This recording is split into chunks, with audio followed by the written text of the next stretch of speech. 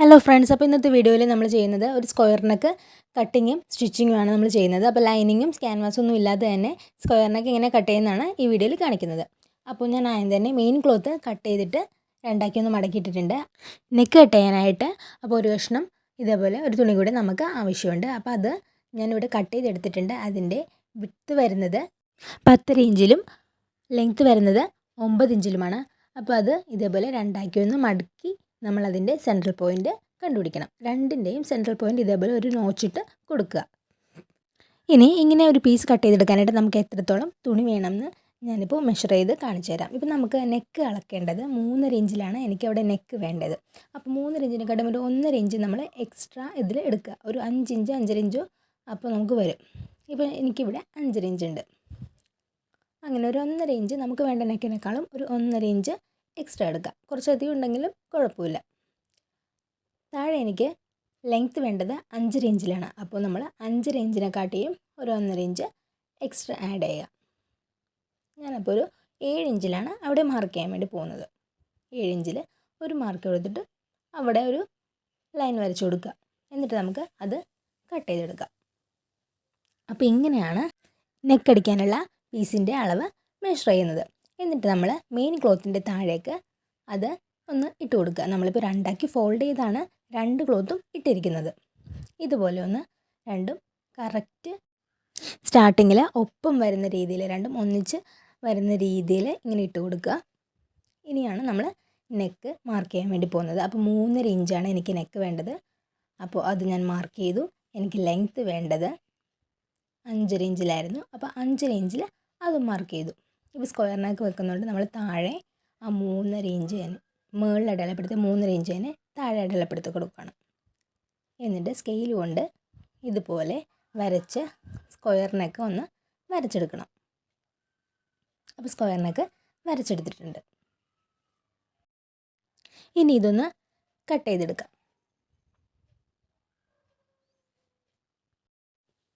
രണ്ടും ഒന്നിച്ച് വെച്ച് വേണം ഇതുപോലെ നമ്മൾ കട്ട് ചെയ്തെടുക്കാനായിട്ട്. അപ്പോൾ ഞാനതിവിടെ കട്ട് ചെയ്തെടുത്തു. കട്ട് ചെയ്തെടുത്ത് കഴിയുമ്പോൾ നമുക്ക് ഇങ്ങനെയാണ് താഴെ വരുന്നത്. ഞാനിനി ആം ഹോളും ഷോൾഡറൊക്കെ ഒന്ന് മാർക്ക് ചെയ്തിട്ടുണ്ട്. അപ്പോൾ നിങ്ങളുടെ അളവനുസരിച്ച് അതും മാർക്ക് ചെയ്തിട്ടിട്ട് കട്ട് ചെയ്തെടുക്കാവുന്നതാണ്. ഇനി നല്ല വശം ആണ് ഞാനിപ്പോൾ നിവർത്തിയിട്ടിരിക്കുന്നത്, മെയിൻ ക്ലോത്തിൻ്റെ നല്ല വശം.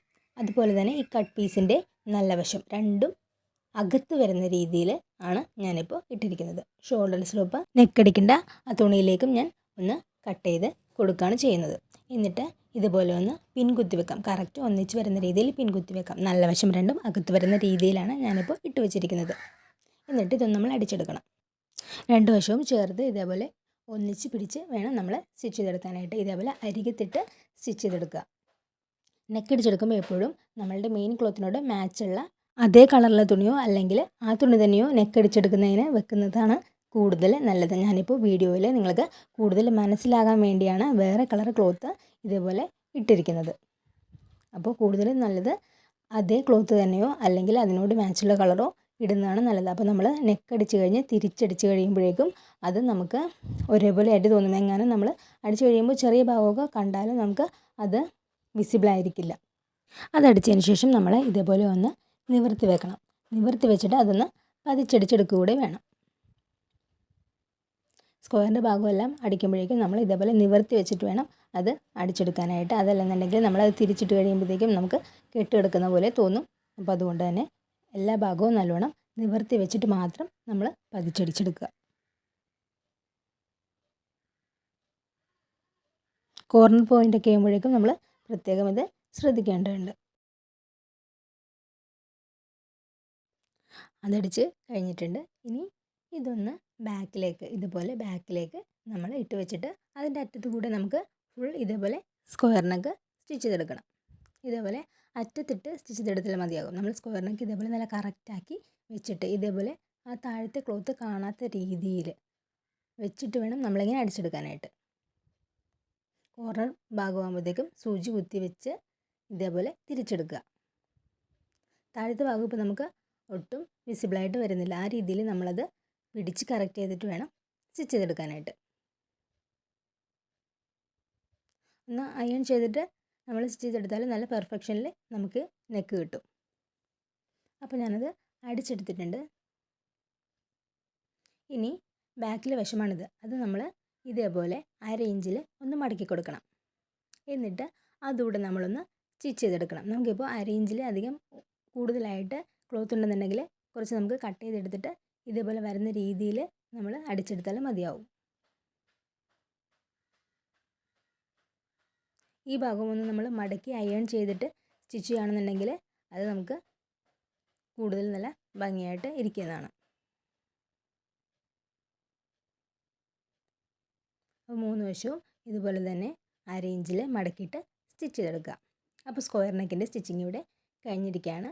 നമുക്ക് നല്ല പെർഫെക്ഷനിൽ തന്നെ കോർണർ പോയിൻറ്റും എല്ലാം കിട്ടിയിട്ടുണ്ട്. താഴെ വെച്ച് ക്ലോത്ത് ഇതുപോലെയാണ് നമുക്ക് വന്നിരിക്കുന്നത്. അത് നല്ല ഭംഗിക്ക് തന്നെ നമുക്ക് കിട്ടിയിട്ടുണ്ട്. കോർണറെല്ലാം സ്ക്വയറായിട്ട് തന്നെ നല്ല പെർഫെക്ഷനിൽ നമുക്കിവിടെ വന്നിട്ടുണ്ട്. അപ്പോൾ വീഡിയോ ഇഷ്ടപ്പെട്ടവരെല്ലാവരും ലൈക്ക് ചെയ്യുക, ഷെയർ ചെയ്യുക, സബ്സ്ക്രൈബ് ചെയ്യുക.